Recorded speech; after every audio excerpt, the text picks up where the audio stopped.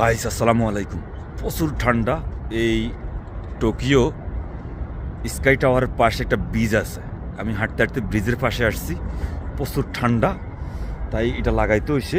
প্রচুর ঠান্ডা দেখিয়া এবার আমি আপনাদের ব্রিজের পাশ থেকে স্কাই টাওয়ারের এবার পুরো ভিউটা আমি আপনাদেরকে ভিডিও করে শেয়ার করতেছি।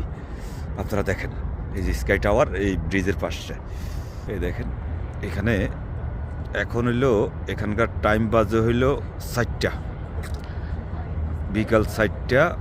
এই যে আমি এখন এই স্কাই টাওয়ারের ফার্স্ট থেকে আমি আপনাদেরকে ভিডিও করে দিয়ে দিছি। এটা হইলো পৃথিবীর সবচেয়ে বড় উঁচু টাওয়ার।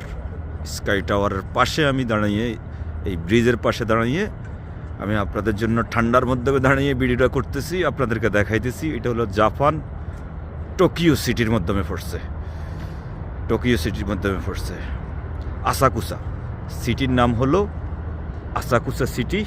এই যে চতুর্দিকটা আমি একটু পরিষ্কার করে ভিডিওটা দেখাই। তবে নিট অ্যান্ড ক্লিন এই আসাকুসা সিটিটা, টোকিও নিট অ্যান্ড ক্লিন, আমার কাছে খুব ভালো লাগছে।